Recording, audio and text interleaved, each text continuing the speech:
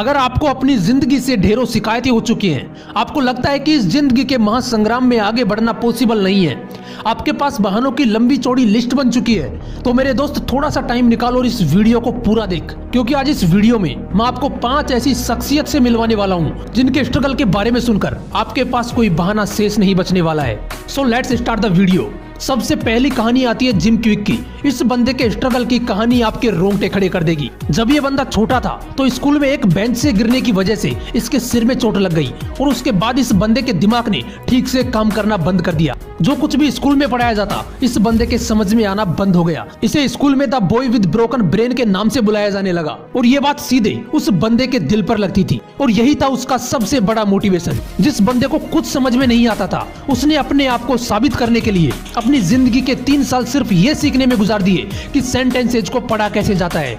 इसे कहते हैं अपने आप को साबित करने की जिद। और इसी जिद की बदौलत उस बंदे ने अपनी खोई हुई एबिलिटी को वापस ला दिया और फिर से पढ़ना सीख गया। वो रीडिंग एक्सपर्ट बन गया, लेकिन समस्याएं अभी खत्म नहीं हुई थी उसकी लाइफ से। एक दिन लाइब्रेरी से लौटते वक्त उनका पैर सीढ़ियों से फिसल गया और वो सिर के बल नीचे गिर पड़े और उनके ब्रेन के दूसरे पार्ट में फिर से एक गंभीर चोट आई जिसने उनके समझने की क्षमता को और भी कम कर दिया। और इस बार इस बंदे की हालत पहले से भी ज्यादा खराब हो गई। दोस्तों, ऐसी सिचुएशन में अगर कोई और इंसान होता तो अब तक बहानों की लिस्ट तैयार हो चुकी होती, लेकिन इस बंदे ने सारी प्रॉब्लम्स और बहानों को साइड करके सॉल्यूशन पर फोकस किया। उस बंदे ने ये सोचा कि मेरी प्रॉब्लम है रीडिंग नहीं कर पाना और पढ़ा हुआ समझ में नहीं आना, इसका सॉल्यूशन क्या हो सकता है। और इसका सॉल्यूशन ढूंढने के लिए इस बंदे ने ठान लिया कि पहले मुझे ये समझना है कि इंसानी दिमाग काम कैसे करता है, कैसे याददाश्त इंक्रीज होती है। और यही समझने में इस बंदे ने इतने साल लगा दिए कि आज ये बंदा माइंड एक्सपर्ट और दुनिया के सबसे बड़े लाइफ कोचेज में से एक है। और आज जिम क्विक नाम का ये बंदा बड़े बड़े बिजनेसमैन को ट्रेन करता है,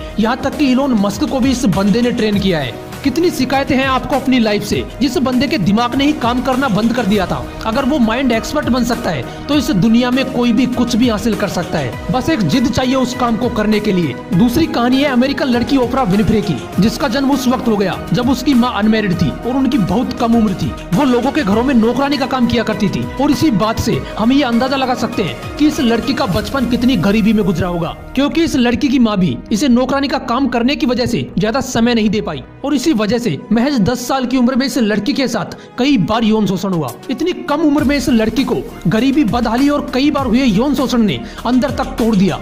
दोस्तों, इस लड़की की जगह अगर कोई नॉर्मल इंसान होता तो शायद सुसाइड करने के बारे में सोचता, लेकिन इस लड़की ने इतनी मुसीबतों के बावजूद हालातों से लड़ने का सोचा। जब वो 13 साल की थी तब उसने एक बच्चे को जन्म दिया, लेकिन कमजोर होने की वजह से उस बच्चे की डेथ हो गई। दोस्तों, जिस उम्र में हम जिंदगी को समझने की कोशिश करते हैं उस उम्र में ओपरा विनफ्रे अपनी जिंदगी के बहुत कठिन पड़ाव पार कर चुकी थी। और दोस्तों, आपको जानकर हैरानी होगी कि इसी लड़की के बोलने की स्किल्स ने टीवी के सबसे लो रेटेड शो AM शिकागो को टीवी का सबसे टॉप रेटेड शो बना दिया। और आज ओपरा विनफ्रे न सिर्फ सबसे ज्यादा पैसे कमाने वाली टीवी आर्टिस्ट है, बल्कि अमेरिका की सबसे अमीर सेल्फ मेड महिला है। और इतना ही नहीं, फोर्ब्स के बिलियनियर्स के लिस्ट में भी ओपरा विनफ्रे का नाम शामिल है। जिस लड़की का बचपन गरीबी में गुजरा, जिसके साथ यौन शोषण किया गया, 2013 में उसी महिला को अमेरिकी राष्ट्रपति बराक ओबामा ने देश का सर्वश्रेष्ठ नागरिक सम्मान the presidential medal of freedom से सम्मानित किया गया। इतनी कम उम्र में सब कुछ झेलने के बाद अगर ये लड़की कर सकती है तो आप क्यों नहीं। तीसरी कहानी है एक ऐसे लड़के की जिसका बचपन से ही एक्टर बनने का सपना था। कई सालों तक स्ट्रगल करने के बाद 1970 में इस बंदे को छोटे मोटे रोल मिलने लगे, लेकिन ये बंदा जानता था कि इसकी मंजिल ये नहीं है। एक दिन इस बंदे ने टीवी पर मोहम्मद अली और वेपनर का बॉक्सिंग मैच देखा और यहीं से उन्होंने दिन रात एक फिल्म की स्टोरी पर काम करना शुरू कर दिया और एक स्क्रिप्ट तैयार की। वो बंदा स्क्रिप्ट को लेकर प्रोडक्शन हाउसेज के पास जाने लगा, लेकिन ये जितना आसान लग रहा था उतना था नहीं। ये बंदा कई महीनों तक एक स्टूडियो से दूसरे स्टूडियो में भटकता रहा। किसी को भी उनकी ये स्क्रिप्ट पसंद नहीं आई, लेकिन कहते हैं ना कि अपने आप पर अगर भरोसा हो तो पूरी दुनिया जीती जा सकती है। उस बंदे को अपनी स्क्रिप्ट पर पूरा भरोसा था, उसने अभी तक हार नहीं मानी थी। एक दिन ऐसा भी आया इस बंदे की लाइफ में कि अपना पेट पालने के लिए इन्हें अपना कुत्ता महज $25 में बेचना पड़ा। वो दौर इस बंदे की लाइफ का सबसे कठिन दौर था। दोस्तों, एक बार सोच कर देखो, इस बंदे की जगह अगर कोई नॉर्मल इंसान होता तो स्क्रिप्ट को साइड में फेंक कर कोई जॉब कर रहा होता, लेकिन ये बंदा उसके बाद भी कोशिश करता रहा। आखिरकार इस बंदे की स्क्रिप्ट स्क्रिप्ट रॉबर्ट रेडफोर्ड को इतनी पसंद आई कि इस स्क्रिप्ट के लिए उस बंदे को $1,25,000 ऑफर किए गए। लेकिन ये बंदा जिद्दी था, उसे जिद थी सुपरस्टार बनने की। उस बंदे ने अपनी कंडीशन सामने रखी कि इस फिल्म में लीड रोल मैं निभाऊंगा। रॉबर्ट रेडफोर्ड ने उसको कहा कि अगर तुम लीड रोल करोगे तो तुम्हें सिर्फ $30,000 ही दिए जाएंगे। लेकिन वो बंदा कम पैसों में भी लीड रोल करने के लिए तैयार था और 1976 में इस बंदे की मूवी रिलीज हुई रॉकी, जो सुपर डुपर हिट रही और वो बंदा सुपरस्टार बन गया। इस फिल्म को ऑस्कर अवार्ड दिया गया। शायद आप समझ गए होंगे, ये पूरी कहानी थी हॉलीवुड सुपरस्टार सिल्वेस्टर स्टेलोन की। दोस्तों ऐसी ही एक कहानी है उस बंदे की जो 2030 तक इंसानों को मंगल ग्रह पर पहुंचाने की पूरी तैयारी में है। जब ये बंदा 12 साल का था, उस उम्र में ही इस बंदे ने इतनी किताबें पढ़ ली थी जितनी ग्रेजुएशन करने तक पढ़नी पड़ती हैं, और इतनी कम उम्र में ही इस बंदे ने ब्लास्टर नाम का एक कंप्यूटर गेम बना डाला जिसे $500 में एक ऑनलाइन कंपनी को सेल कर दिया। बड़ा होकर अपनी मेहनत की बदौलत इस बंदे ने अपनी एक कंपनी ओपन की जिसे किन्हीं कारणों से बेचना पड़ा, जिसके लिए उन्हें 1,000 करोड़ रुपए मिले। लेकिन ये बंदा जिद्दी था। वो कहता था कि मैं एक ऐसा रॉकेट बनाऊंगा जो कम कॉस्ट में स्पेस में जाएगा भी और वापस आएगा भी। जब उस बंदे का साथ देने के लिए कोई तैयार नहीं हुआ तो उस बंदे ने उन पैसों से अपनी खुद की SpaceX नाम से कंपनी ओपन की और पहला रॉकेट लॉन्च किया जो असफल हो गया। इसी तरह उसने 3 बार रॉकेट लॉन्च किए, लेकिन तीनों बार असफलता मिली। और अब इस बंदे के पास पैसे खत्म हो चुके थे, लेकिन इस बंदे ने एक बार और ट्राई करने के लिए अपना घर तक बेच दिया।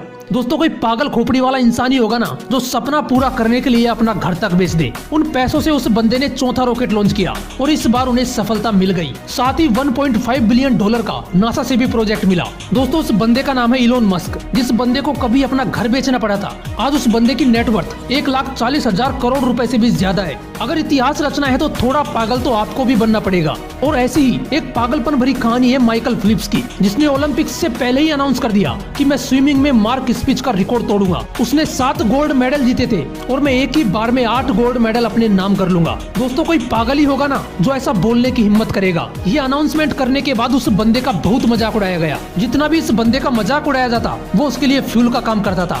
वो बंदा रुकने वालों में से नहीं था। उसने ये जिद कर ली थी कि चाहे कुछ भी हो जाए 8 गोल्ड मेडल तो मैं ला कर रहूंगा। 7 गोल्ड मेडल जीतने वाले मार्क स्पिच जहां पर रोज 8 घंटे की प्रैक्टिस किया करते थे, वही ये बंदा रोज 12 घंटे की प्रैक्टिस किया करता था। और दोस्तों आपको जानकर हैरानी होगी कि बीजिंग ओलंपिक्स में इस बंदे ने 8 गोल्ड मेडल जीतकर एक नया वर्ल्ड रिकॉर्ड बना दिया। इसे कहते हैं असली जिद। अगर ये लोग कर सकते हैं तो आप क्यों नहीं। परेशानियां तो इन लोगों की लाइफ में भी थी, लेकिन इन लोगों ने परेशानियों के बोझ तले दबकर मरने के बजाय उनके ऊपर चढ़कर अपने आप को इस दुनिया के लिए मिसाल बना दिया। अगर वीडियो अच्छा लगा तो इसे लाइक करना और ऐसे ही मोटिवेशनल वीडियोस के लिए इस मोटिवेशनल विंग्स को जरूर सब्सक्राइब कर लेना। फिर मिलूंगा नेक्स्ट वीडियो में एक नए मोटिवेशन के साथ। जय हिंद, वंदे मातरम।